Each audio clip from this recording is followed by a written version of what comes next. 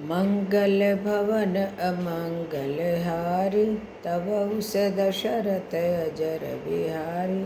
बोलो बजरंग बली की जय हो, कार्तिक महात्म्य की जय हो। आज कार्तिक महात्म्य का 22वां अध्याय सुना रही हूँ आपको।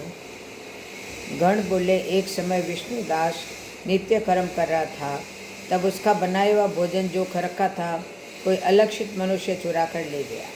दोबारा भोजन बनाने में देरी न हो, सायंकाल की पूजा में विघ्न न हो, इसलिए उसने भोजन नहीं बनाया।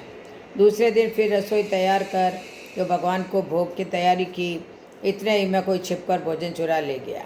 इस प्रकार 7 दिन तक बराबर उसका भोजन चुराता रहा।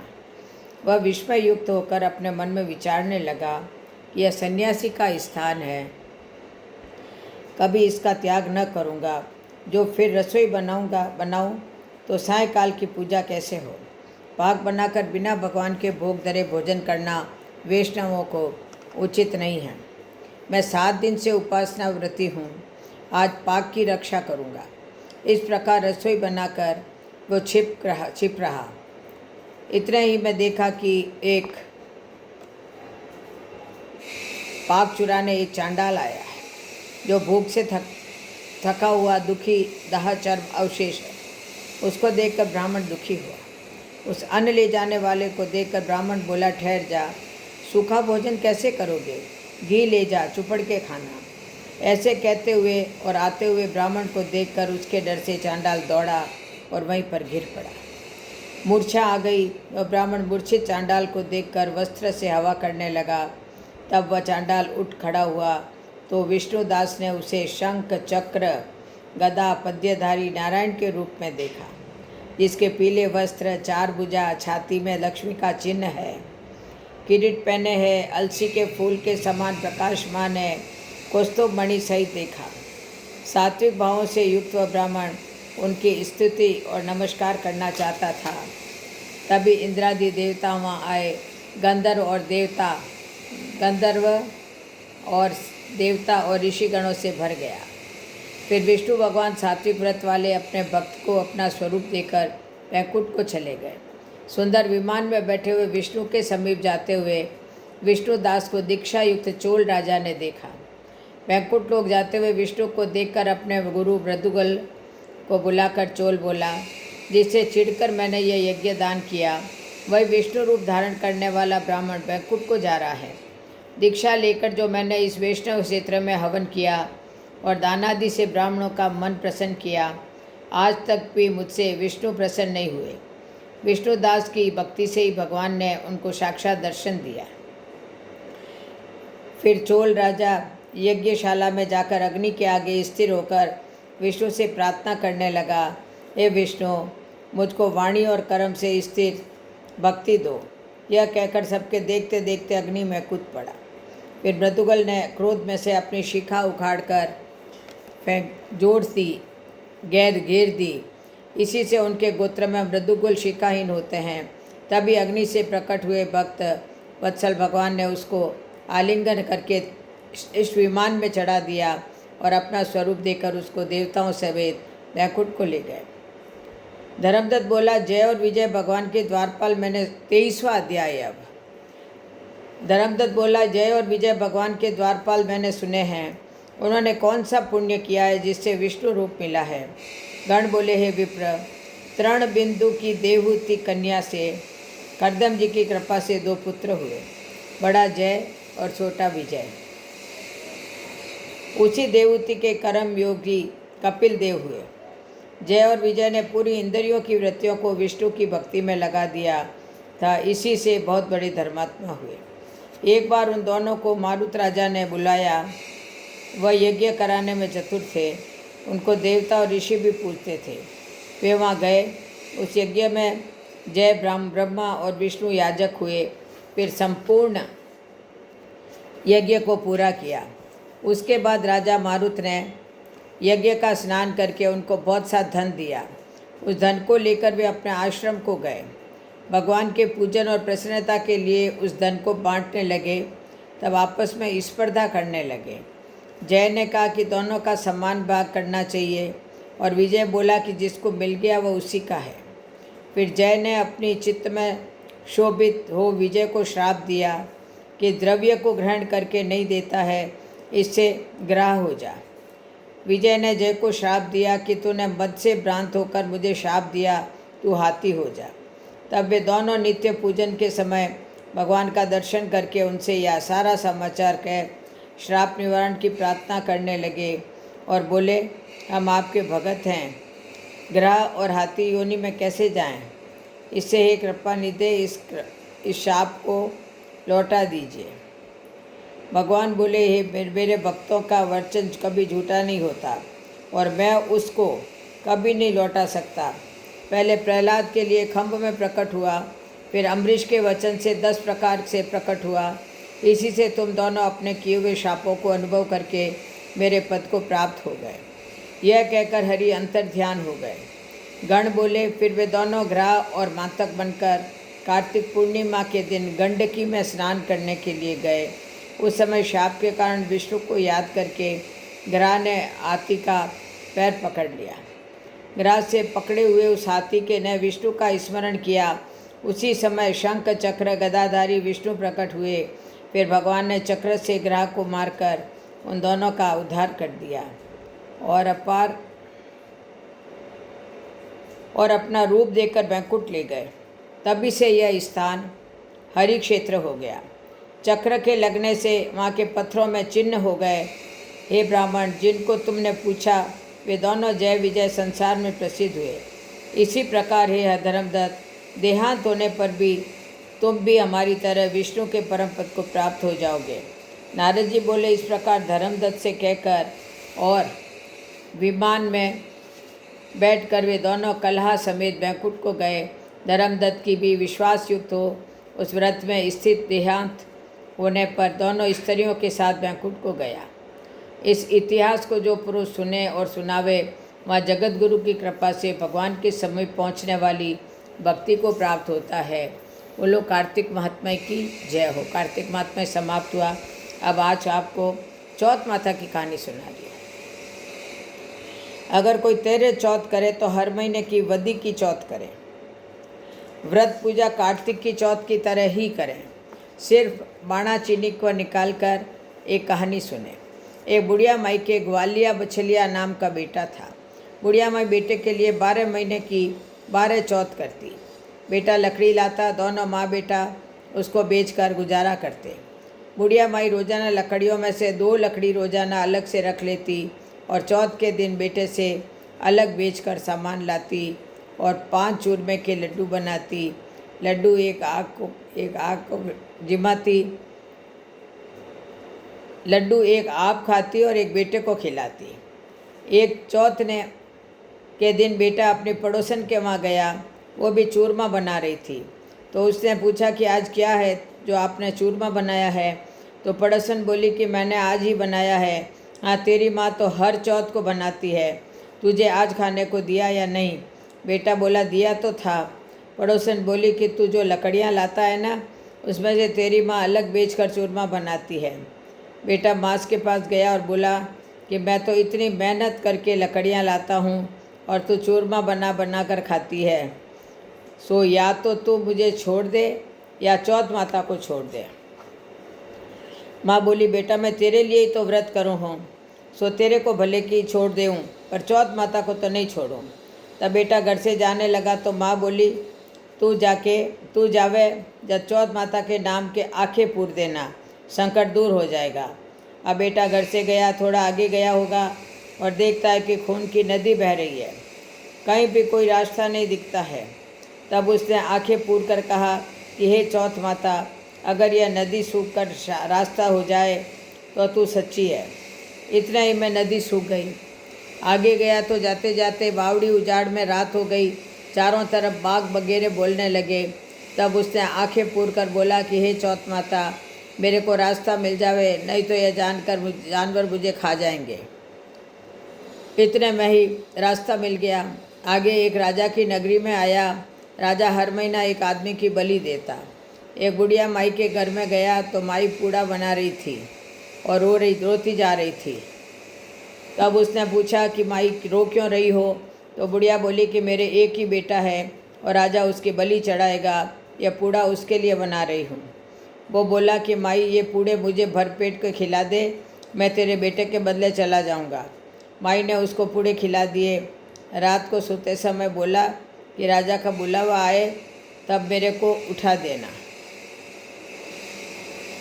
आधी रात को बुलावा आया। माई सोचने लगी कि पराए बेटे को कैसे बलि पर चढ़ने दूँ, पर इतने में वो उठ गया और जाने लगा। तो बुढ़िया माई से बोला कि मेरी कोथली और लाठी धरी रखना। माई ने सोचा कि आज तक भी कोई वापस नहीं आया तो ये कैसे आएगा। राजा के आदमी उसको ले गए और आवा में चुन दिया। तब उसने आंखें पूर कर कहा कि हे चौथ माता, 2 संकट तो टाल दिए, ये भी तीसरा भी टाल देना। इतने में आवा पक कर तैयार हो गया। 2-3 दिन बाद आवा के पास लड़के खेल रहे थे। आवा पर कांकरी मारी तो उसमें से आवाज़ आई। लड़के राजा को जाकर बोले कि तेरा आवा पक गया। राजा ने सोचा कि 6 महीना में पकने वाला आवा 3 दिन में कैसे पक गया है। जाकर देखा तो सोना चांदी का कलश हो गया। उतारने लगे तो अंदर से बोला कि धीरे धीरे उतारो, अंदर मनुष्य है। राजा के आदमी बोले कि इसमें से रोज़ कोई नहीं बोलता, आज कोई भूत प्रेत बोल रहे हैं। अंदर से बोला कि मैं तो वही आदमी हूँ जिसको आपने बैठाया था। अंदर जाकर देखा तो हरे हरे जवारा उग गया है, आँखें बंद कर बैठा है। राजा के आदमी ने राजा को सारी बात बताई तो राजा आया और पूछा, तू कौन है और कैसे बचा? तो बोला कि मेरी माँ चौथ का व्रत करती है, सो मैं चौथ माता के प्रभाव से बच गया। तब राजा उससे बोला कि एक घोड़ा पर चढ़ जा तू, और एक घोड़े पर चढ़ जाऊंगा मैं, और तेरे हाथ पैर में सांकल डाल देंगे। अगर वह सांकल खुलकर मेरे बन जाएगी तो चौथ माता सच्ची है। दोनों घोड़ों पर चढ़ गए तो उसने आंखें पूर कर कहा कि हे चौथ माता, मेरी लाज रखना। इतने में सांकल खुलकर राजा के बंध गई। राजा ने सोचा कि चौथ माता सच्ची है। राजा ने अपने बेटी की शादी उसके साथ कर दी तो वहीं रहने लगा। बोला सारा दिन हो गया कि एक दिन वो अपनी घरवाली से बोला कि आज तो मेरे गांव की तरफ बिजली चमक रही है। तो रानी ने पूछा कि तेरे गांव भी है क्या? बोला मेरी एक माँ भी है, अब अपने देश ही चलेंगे। राजा ने उनको बहुत सारा धन देकर विदा कर दिया। उधर बुढ़िया माई से लकड़ी नहीं काटी जाती, इसलिए वह गोबर चुनकर लाती और छाने बेचकर रोटी खाती। पड़ोसन ने उसके बेटा बहू को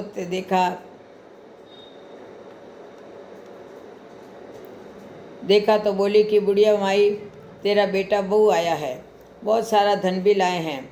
बुढ़िया माई बोली कि मेरे कर्म में कहाँ बेटा बहू लिखे हुए हैं। एक बेटा था, उसको भी तूने सिका पड़ा कर निकाल दिया, पर मन नहीं माना।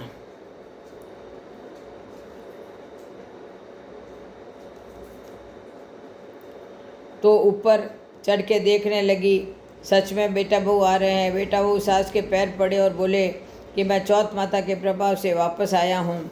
सारी नगरी में ढिंडोरा पिटवा दिया कि बेटा की माँ, पुरुष की पत्नी, सब कोई चौथ माता का व्रत करें, तेरे चौथ करें, तेरे नहीं तो 4, 4 नहीं तो 2 तो सब कोई करें। हे चौथ माता, जैसे बुढ़िया माई के बेटे का संकट कटा, वैसा सबका काटना।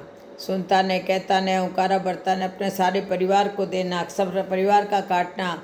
बोलो चौथ माता की जय हो। अब आज मंगलवार है, आपको मंगलवार की कहानी सुना रही हूँ। एक बुढ़िया थी, वह मंगल देवता को अपना इष्ट देवता मानकर सदैव मंगल का व्रत रखती और मंगल देव का पूजन किया करती थी। उसका एक पुत्र था जो मंगलवार को उत्पन्न हुआ था, इस कारण उसको मंगलिया के नाम से बुला करती थी। मंगलवार के दिन न तो घर को लीपती और न ही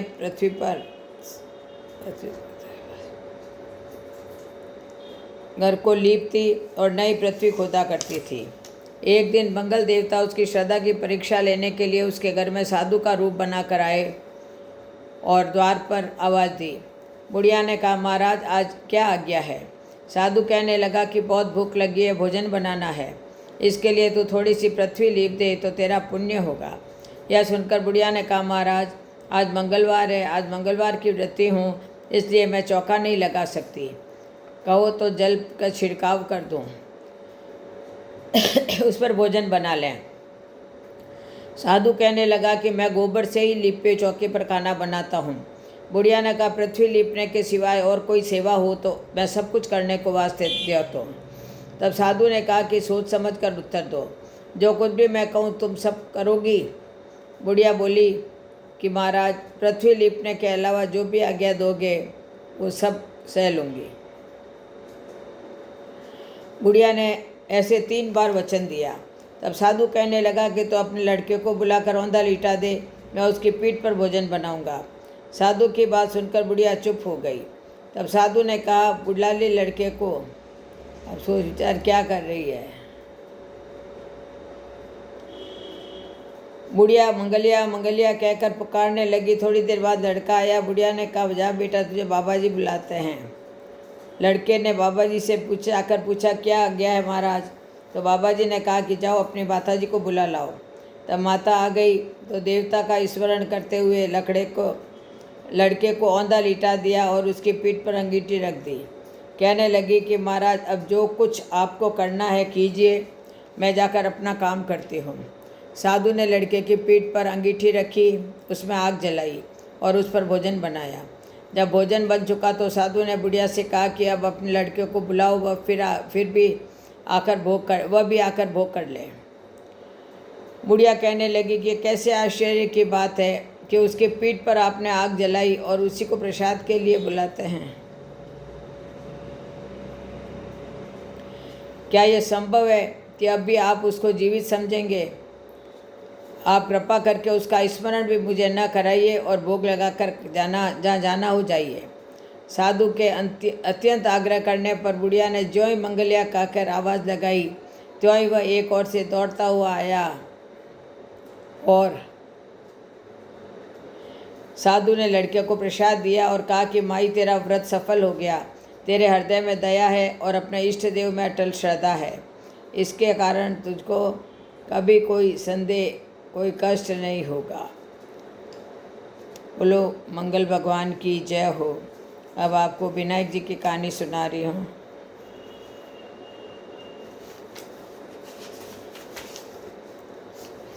एक बुढ़िया माई थी, मिट्टी के गणेश जी की पूजा करती थी। गणेश जी की मूर्ति रोज़ बनाए रोज़ गल जावे। वहाँ एक सेठ का मकान बन रहा था। वह मिस्त्री से जाकर बोली कि ये पत्थर का गणेश बना दो। मिस्त्री बोले कि जितने हम तेरा पत्थर का गणेश गढ़ेंगे उतने में अपने दीवार न चिनोंगे। बुढ़िया बोली, राम करे तुम्हारी दीवार टेढ़ी हो जाए। अब उसकी दीवार टेढ़ी हो गई, वो चिन्हे और ढा जावे, गिर जावे। इस तरह करते करते शाम हो गई। शाम को सेठ आया। उसने कहा, आज कुछ भी काम नहीं किया तुमने? वो कहने लगा, एक बुढ़िया आई थी और वो कह रही थी कि मेरा पत्थर का गणेश गढ़ दो। हमने उसे नहीं गढ़ा तो उससे कहा कि तुम्हारी दीवार टेढ़ी हो जाए। अब सेठ ने बुढ़िया को बुलवाया और सेठ ने कहा कि तो हम तेरा गणेश सोने का बनवा देंगे, हमारी दीवार सीधी कर दो। सेठ ने बुढ़िया को सोने का गणेश गढ़वा दिया। सेठ की दीवार सीधी हो गई। जैसे सेठ की दीवार सीधी हुई ऐसे हमारी सबकी करना। कहता रही सुनता रही उनकारा बढ़ता रही अपने सारा परिवार की करना। बोलो गणेश जी की जय हो। एक लपसी था, एक तपसी था। तपसी भगवान की तपस्या करता और लपसी रोजाना सवा सेर का हलवा बनाकर भगवान का भोग लगाकर टाली हिलाकर जीम लेता। एक दिन दोनों में झगड़ा हो गया। लपसी बोला मैं बड़ा, तपसी बोला मैं बड़ा, क्योंकि मैं भगवान की तपस्या करता हूँ। तो नारद जी बोले कि तुम्हारा फैसला मैं करूँगा। दूसरे दिन तपसी नाकर आने लगा।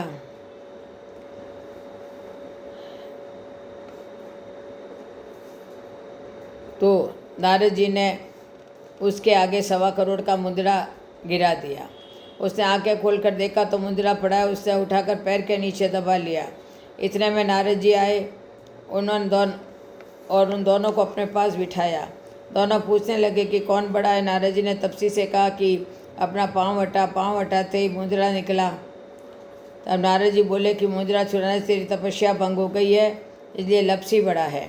तपसी ने कहा कि मुझे मेरी तपस्या का फल कैसे मिलेगा? तो नारद जी बोले कि तेरी तपस्या का फल वहाँ रहने वाली तो तपस्या का फल कार्तिक नहाने वाली देगी। सब कहानी कि अगर तेरी कहानी नहीं कहेंगे तो कार्तिक का फल तुझे हो जाएगा। अंगी देकर तवा नहीं देसी, धोती देकर अंगोछा नहीं देवे, दीवा देकर सीधा देकर दक्षिणा नहीं देवे, ब्राह्मण जिमा कर दक्षिणा नहीं देवे, दीवा चास के हाथ नहीं जोड़े तो तेरा पुण्य। कपड़ा दे के बटन नहीं लगावे, मूंजड़ी दे के तेल नहीं लगावे, दाहिने हाथ की तरफ नाड़ा बांधे तो सबका फल तुम्हें हो जाएगा। इतना कहकर नारद जी चले गए। बोलो नारद जी की जय, लपसी तपसी की जय, कार्तिक महात्मा की जय, राई दामोदर भगवान की जय, बजरंग बली की जय। जय जय श्री कृष्ण, जय जय श्री राधे।